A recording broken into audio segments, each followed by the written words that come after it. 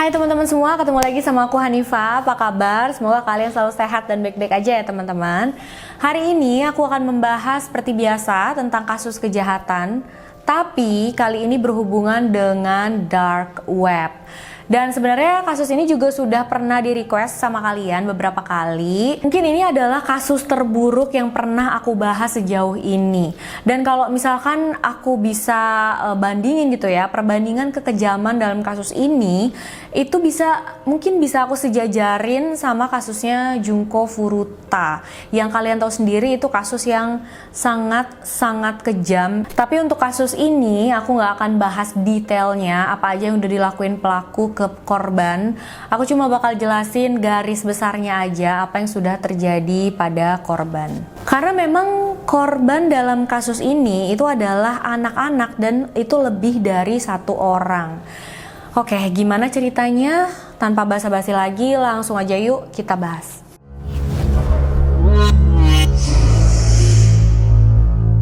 Seperti yang aku bilang tadi, kasus ini berhubungan erat sama yang namanya dark web.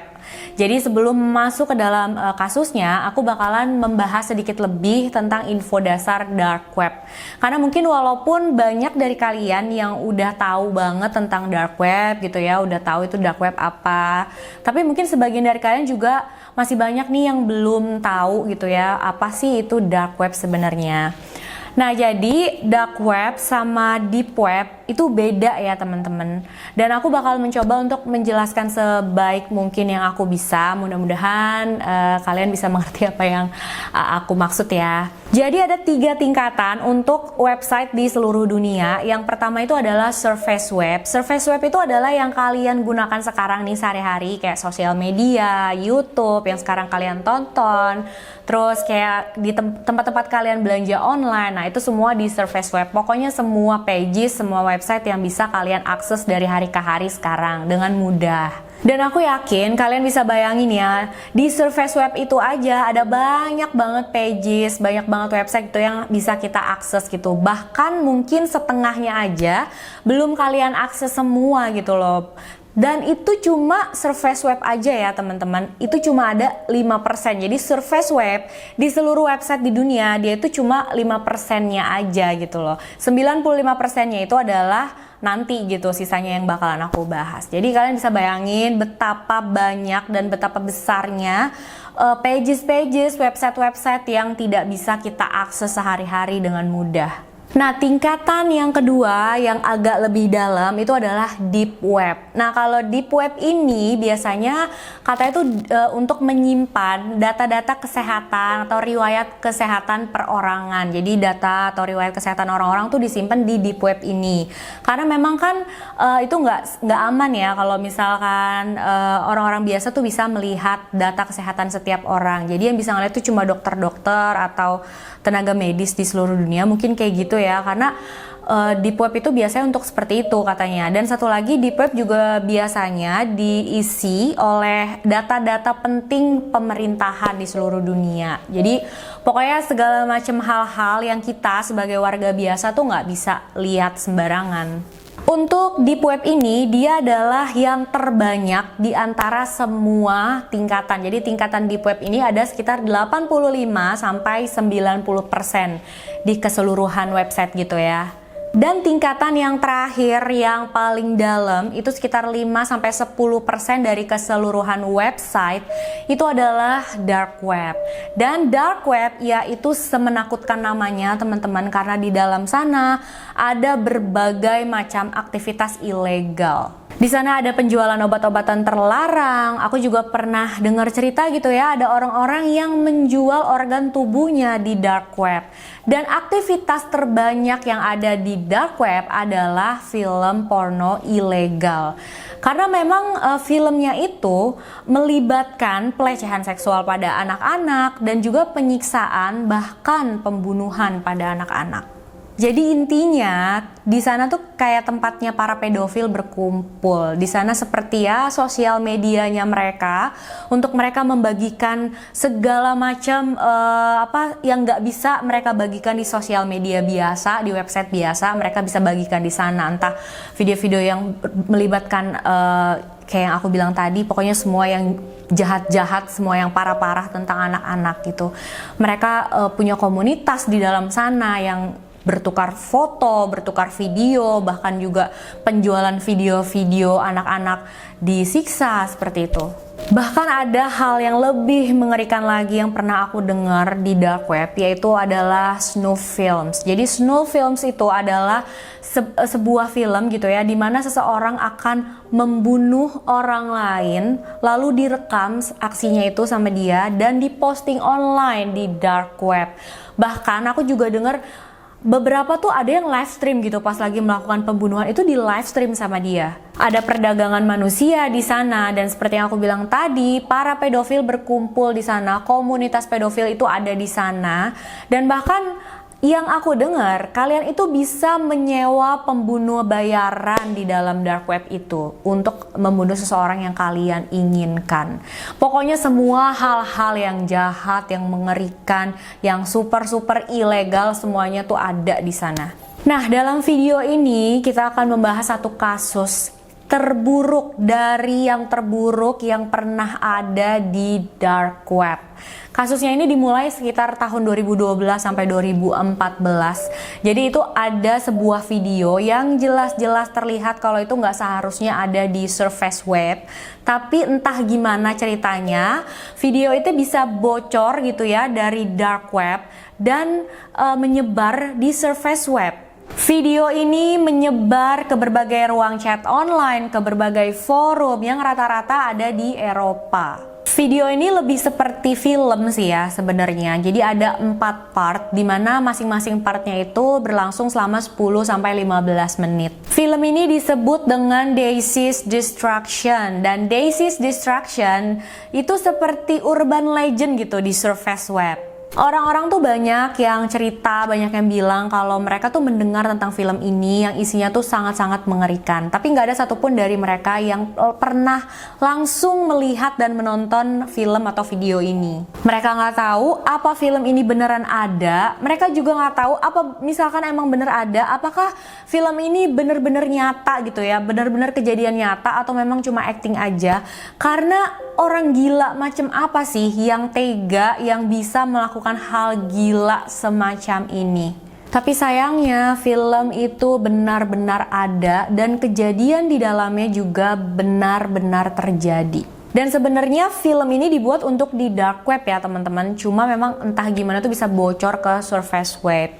Dan aku akan jelasin garis besarnya aja apa yang terjadi dengan korban di film ini. Karena seperti yang aku bilang tadi, aku nggak akan kasih detailnya ke kalian. Jadi film ini ada 4 bagian dan di dalamnya ada 3 orang dewasa, 1 pria dan 2 wanita.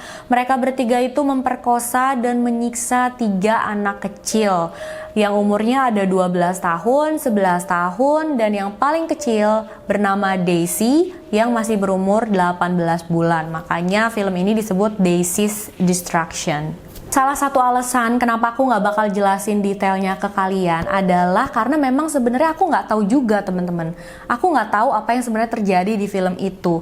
Karena di online pun aku cari tahu infonya itu hanya banyak rumor aja, nggak ada yang ceritain pasti bilang mereka nonton dan mereka tahu isi dalam film itu seperti ini, seperti ini, seperti ini, dan itu nggak ada gitu karena memang nggak mungkin ya. Kalaupun memang ada orang-orang yang sudah menonton, misalkan mereka nggak akan mau membagikan itu di online gitu, nggak akan mau kasih tahu mereka sebenarnya udah nonton dan tahu apa yang terjadi, karena mereka bisa ditangkap nih sama polisi karena sudah menonton film ilegal yang melibatkan tindakan kriminal pada anak-anak. Jadi memang di online tuh semuanya kebanyakan ya rumor aja. Aku ada sih dapat sekitar 4-5 detail yang itu bener-bener. Aku udah lihat tentang Junko Furuta, aku udah lihat tentang Baby P kalau kalian udah nonton ya video aku sebelumnya. Dan detail yang aku baca itu bener-bener jauh banget melampaui kedua kasus itu.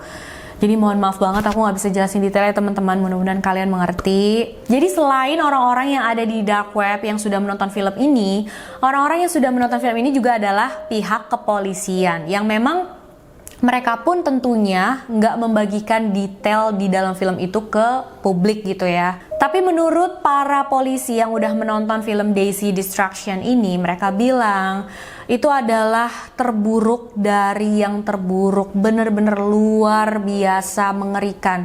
Itu adalah hal paling mengerikan yang pernah mereka lihat seumur hidup mereka. Nah, di dalam film ini, dua wanita dewasa pelakunya itu mereka memakai topeng sepanjang film, jadi nggak pernah dilepas, dan mukanya mereka pun jadinya ya nggak pernah bisa kelihatan. Sedangkan untuk si pria itu mukanya itu di blur, jadi mukanya dia juga nggak kelihatan. Tapi si pria ini juga nggak terlalu banyak ada di dalam kamera gitu ya, nggak terlalu banyak ada di dalam filmnya, karena dia kayaknya seperti lebih ke produser dan direkturnya gitu. Dari part pertama, adegan film ini katanya sudah sangat brutal, sampai ke part 4 itu makin dan semakin kejam dan semakin sadis. Dalam video ini melibatkan banyak sekali pelecehan seksual kepada 3 anak tersebut, tapi juga banyak penyiksaan fisik pada mereka. Pokoknya penganiayaan yang sangat luar biasa. Film ini bener-bener terkenal banget di kalangan pedofil di dark web. Tapi nggak semua dari mereka juga bisa nonton film Daisy Destruction ini, karena di dark web filmnya itu juga nggak main ditampilin aja terus semua orang yang di dark web bisa nonton gitu. Karena film Daisy Destruction ini di dark web dijual seharga $10.000. Dan ini adalah salah satu alasannya ya kenapa film ini jadi urban legend, karena memang nggak semua orang nonton gitu loh. Walaupun mereka yang udah tahu, tapi kalau mereka nggak punya uang $10.000, mereka nggak bisa nonton. Dan pastinya $10.000 itu nggak kecil ya teman-teman, itu harga yang lumayan mahal.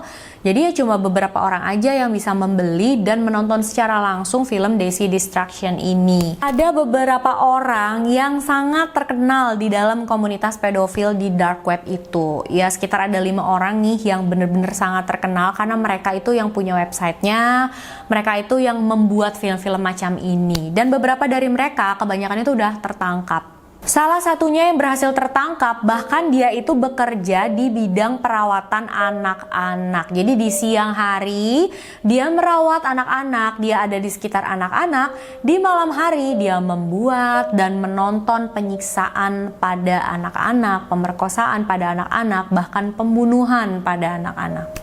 Terus ada satunya lagi yang ditangkap dan dia bilang sebenarnya dia itu lagi membantu tugasnya polisi. Dia bilang dia membuat ini supaya para pedofil itu ngumpul gitu kan, dan setelah udah ada buktinya dia bakal serahin ke polisi dan dia kayak, nih Pak Polisi, saya udah kumpulin buktinya, kalian tinggal tangkep deh tuh orang-orangnya gitu. Tapi pastinya dia nggak bakalan ngelakuin hal itu ya, dia aja tuh nggak berhenti sampai akhirnya dia ketangkep sama polisi. Setelah Daisy's Destruction menyebar ke surface web, polisi dengan cepat bisa mengetahuinya. Jadi kayak cuma beberapa menit setelah Daisy Destruction nyebar di surface web, polisi langsung tahu. Dan awalnya yang menangani kasus ini adalah polisi Belanda aja. Tapi karena kejam dan sadisnya kasus ini, juga karena kasus ini adalah kasus yang terjadi di online, di dark web, di surface web, dan memang pelakunya itu mukanya ditutupin selama video. Jadi video ini memang bisa berasal dari negara mana aja, yang tentunya memang internet kan bisa diakses ya dari negara mana aja gitu. Ini bisa berasal dari negara mana aja. Jadi kalau misalkan polisi Belanda doang yang menangani, kayaknya nggak mungkin banget kan. Akhirnya semua polisi-polisi di seluruh dunia itu bekerja sama untuk menangani kasus ini. Nah, setelah mereka melakukan investigasi, mereka dengan cepat berteori kalau video ini berasal dan dibuat di Filipina. Dan anak-anak dalam video ini adalah anak-anak jalanan yang berasal dari sana. Sebenarnya aku nggak suka juga sih ya pakai istilah anak jalanan kayak gini ya teman-teman. Cuma memang istilah inilah yang mereka pakai dalam kasus ini. Mereka itu adalah anak-anak yatim piatu, dan aku nggak tahu juga apakah hal seperti ini tuh sudah biasa di Filipina atau mungkin di daerah-daerah tertentu hal seperti ini udah biasa gitu ya.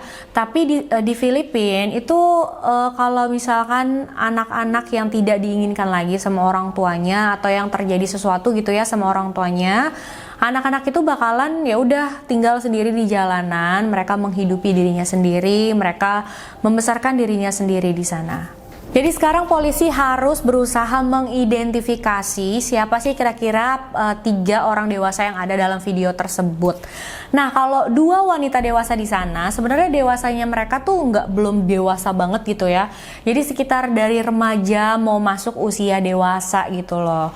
Nah, 2 wanita ini kulitnya itu lebih kecoklatan warnanya. Sedangkan si pria ini umurnya itu sudah separuh baya dan warna kulitnya itu putih pucat. Sedangkan dalam hal bahasa, si pria dewasa itu dia berbicara dalam bahasa Inggris dengan sangat fasih. Sedangkan 2 wanita itu mereka juga berbicara bahasa Inggris, tapi bahasa Inggrisnya itu agak terbata-bata. Jadi itu meyakinkan polisi kalau 2 wanita ini berasal dari negara yang bahasa utamanya itu bukanlah bahasa Inggris. Tapi kebalikannya, si pria ini kemungkinan besar berasal dari negara yang bahasa utamanya adalah bahasa Inggris. Karena memang pria ini sangat fasih dalam berbahasa Inggris. Polisi pun menyebar info ini ke seluruh negara-negara yang bahasa utamanya adalah bahasa Inggris dan nanya gitu ya sama mereka, coba deh dengerin gitu, kalian kenal nggak sama aksen bahasa Inggris seperti ini?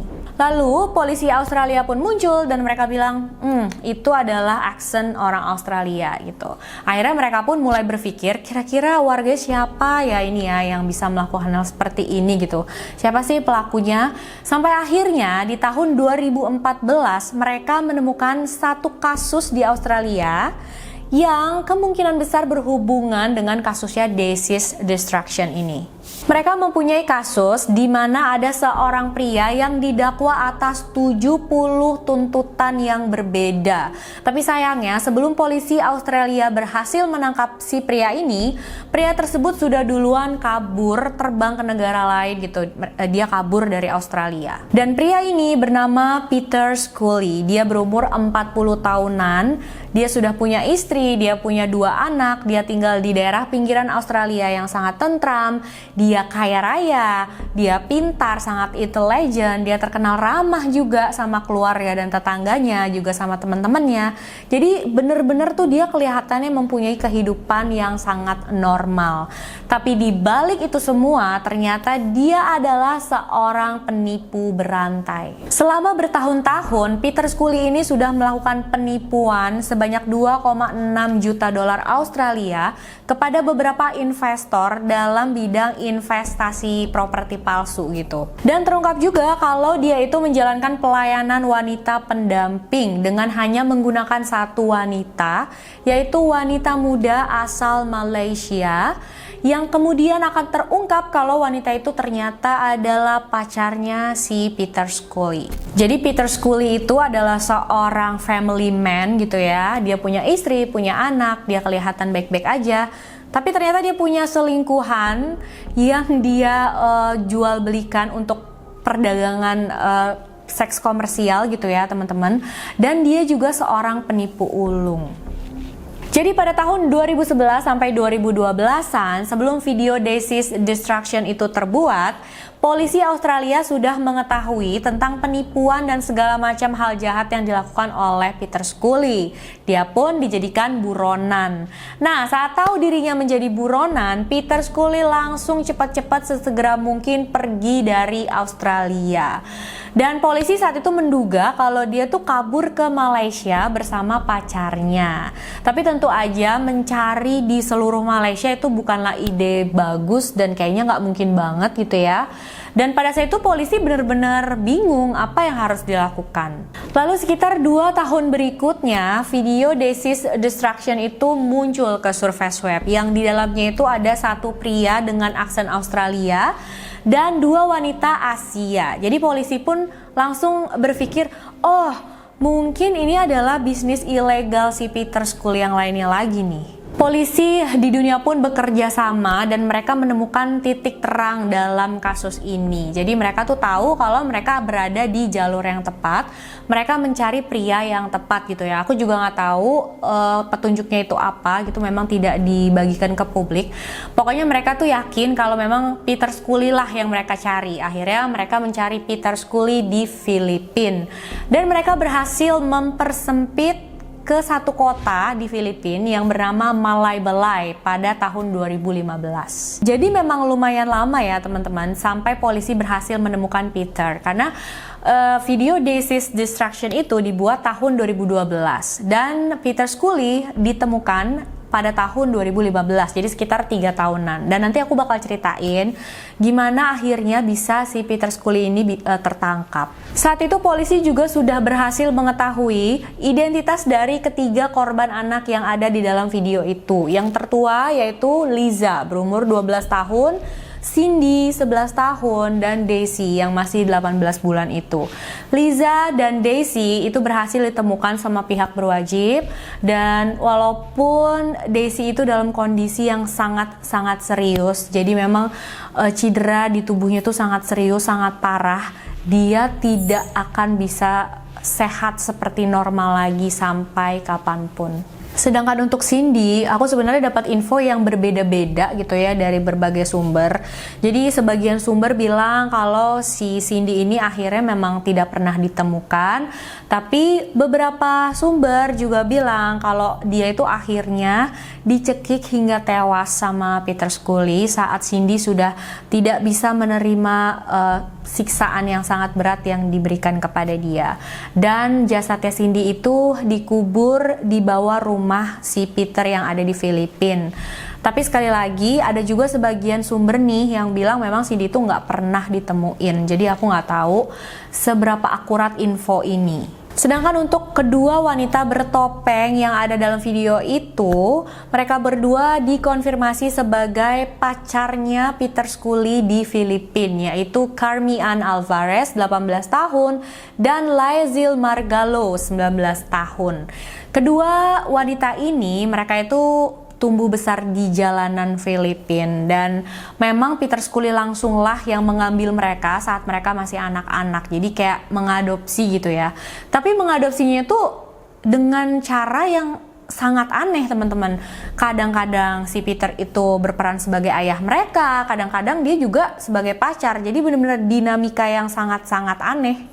Peter juga bakalan menjual kedua gadis ini ke beberapa lelaki, ke beberapa pelanggan gitu ya. Jadi dua gadis ini ya dijadikan pekerja seks komersial gitu sama Peter. Kadang bahkan Peter membolehkan pelanggannya itu untuk menyimpan mereka untuk beberapa hari.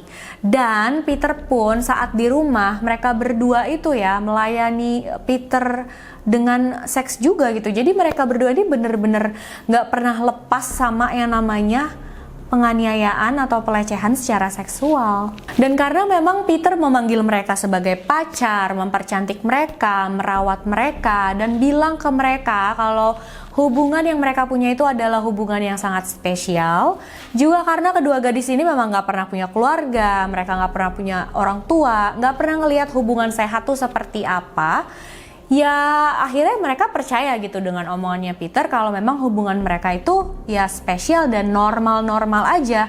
Mereka berpikirnya kalau hubungan mereka dengan Peter itu adalah hubungan yang biasa aja. Mereka pikir semua orang juga hubungannya ya seperti itu. Bahkan dua gadis ini bilang kalau mereka lagi ada sama Peter, mereka tuh berasa aman. Walaupun mereka udah ngelihat dengan mata kepala mereka sendiri gitu ya, secara langsung Peter itu menyiksa dan memperkosa anak-anak ini, juga menyuruh mereka berdua ikutan.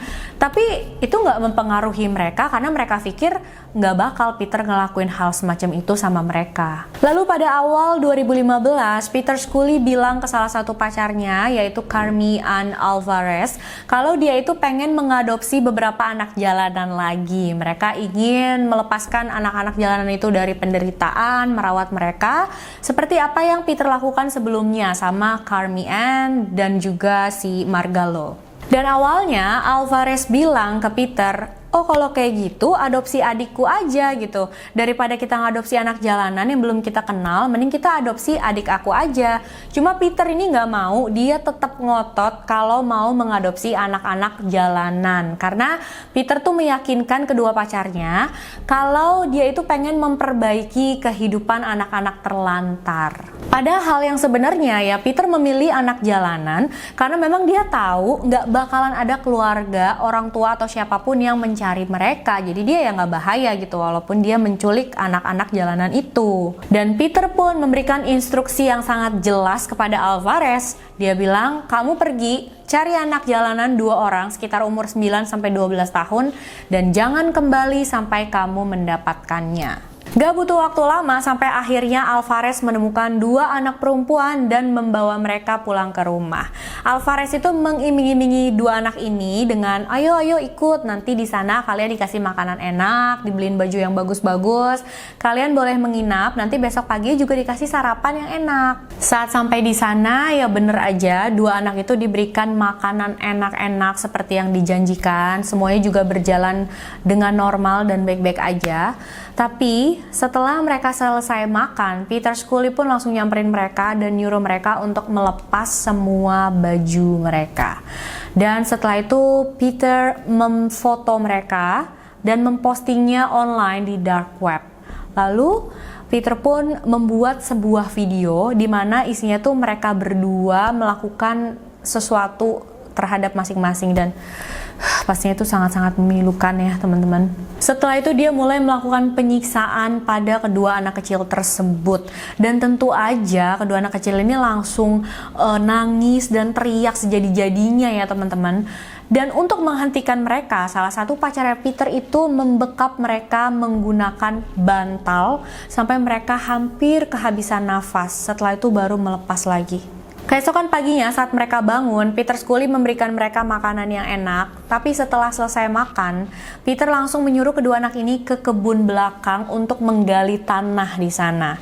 Dan Peter bilang sama mereka kalau mereka itu sedang menggali kuburan mereka sendiri. Dimana Peter bilang, nanti aku bakalan bunuh kalian dan kalian akan aku kubur di dalam situ. Setelah 5 hari full bergabung dalam penyiksaan kedua gadis cilik ini, Alvarez tiba-tiba merasa menyesal saat melihat Peter Scully mengikat kedua gadis cilik itu menggunakan rantai dan memakaikan mereka kalung anjing. Hal ini katanya yang paling membuat Alvarez merasa kasihan sama kedua gadis cilik ini, sampai akhirnya dia membukakan rantainya dan membiarkan kedua gadis kecil itu pergi. Untungnya, kedua gadis pemberani ini langsung datang ke kantor polisi dan melaporkan apa yang telah terjadi ke mereka. Dan saat itulah, polisi akhirnya berhasil melacak keberadaan Peter Scully dan menangkap dia di tahun 2015. Mereka menangkap Peter Scully atas 75 tuduhan yang berbeda, termasuk pembunuhan, penculikan, pemerkosaan, perdagangan manusia, dan penipuan. Dan tentu aja polisi menyita semua alat elektronik milik Peter Scully, yaitu HP, laptop, komputernya dia, untuk mengetahui apa aja yang sudah dia lakukan selama bertahun-tahun ini. Tapi sayangnya polisi tidak menemukan banyak hal dari sana. Karena secara mencurigakan, tempat Peter Scully menyimpan alat-alat elektroniknya itu terbakar habis. Jadi cuma ruangan itu aja, ruangan tempat dia menyimpan alat-alat elektronik itu aja yang terbakar. Dan bener-bener hancur semuanya sampai kayaknya tuh memang kondisinya udah nggak mungkin lagi untuk di recovery atau kayak diperbaikin lagi gitu ya teman-teman. Banyak yang percaya kalau Peter Scully itu sudah menyuap salah satu petugas polisi Filipina untuk membakar tempat di mana dia menyimpan alat-alat elektroniknya itu. Karena memang kan pasti banyak banget nih bukti-bukti yang bisa ditemukan polisi di sana gitu loh. Petugas polisi Filipina pun itu memang cukup terkenal dengan korupsinya. Jadi nggak menutup kemungkinan kalau hal tersebut terjadi dalam kasusnya Peter Scully ini. Dan seperti yang kita tahu memang Peter Scully itu kan kaya raya, punya banyak sekali uang. Jadi ya saat itu polisi sama sekali nggak punya bukti untuk menghubungkan gitu ya, membuktikan kalau Peter Scully terlibat dalam pembuatan video Daisy's Destruction atau terlibat dalam berbagai forum-forum di dark web, video-video yang ada di dark web gitu. Jadi polisi nggak bisa menangkap Peter Scully karena hal tersebut. Tapi mereka bisa membuktikan bahwa Peter Scully telah memperkosa, menyiksa, dan menculik kedua gadis cilik tadi selama 5 hari. Juga dia didakwa atas tuduhan perdagangan manusia dan 5 tuduhan pemerkosaan lainnya. Peter Scully dinyatakan bersalah pada tahun 2018. Tapi karena di tahun 2017 hukum di Filipina itu menyatakan kalau pemerkosaan itu bukanlah alasan untuk memberikan seseorang hukuman mati. Jadi bukannya mendapat hukuman mati, Peter Schooley hanya mendapatkan hukuman seumur hidup. Peter Schooley ini menjalani hukuman di Filipina, tapi katanya sih nanti bakalan dipindahin ke Australia dan dipenjara di sana. Tapi aku juga nggak tahu pasti apakah saat ini Peter Schooley itu masih di Filipina atau sudah dipindahkan ke Australia. Dan sebenarnya ada satu rumor menarik tentang Peter Schooley sih teman-teman. Jadi katanya di penjara itu Peter Schooley sedang membuat buku autobiografi. Nah, buku autobiografi itu biasanya ditulis sama selebriti, sama orang-orang terkenal yang memang menceritakan bagaimana perjalanan hidupnya mereka, perjuangannya mereka, apa aja yang udah mereka laluin gitu ya. Nah, katanya Peter Schooley itu bakal membuat buku seperti ini di mana dia akan menceritakan bagaimana perjalanan hidupnya dari awal sampai akhirnya dia bisa berada di dalam penjara. Dan aku juga nggak tahu apakah dia bakalan menceritakan detail tentang semua kejahatan yang dia lakukan atau enggak, atau bahkan beneran apa enggak sih dia lagi buat buku seperti ini, karena lagi-lagi ini cuma rumor ya teman-teman. Tapi kalau memang ini beneran, aku berharap banget gitu ya bukunya itu jangan sampai diterbitkan, atau seenggaknya kalau emang diterbitkan hasil penjualan bukunya tuh jangan jatuh ke Peter Schooley gitu loh. Bisa mungkin diberikan ke lembaga amal atau semacamnya, karena kalau misalkan sampai uangnya tuh jatuh ke Peter Schooley, berarti lagi-lagi dia bisa menghasilkan uang dari kejahatan yang udah dia lakuin kan. Oke teman-teman, itu tadi cerita untuk video kita kali ini. Jangan lupa tulis di komentar apa pendapat kalian tentang kasus ini ya. Aku pengen banget tahu. Terima kasih udah nonton videonya sampai akhir. Jangan lupa like, subscribe, dan share video ini sebanyak-banyaknya.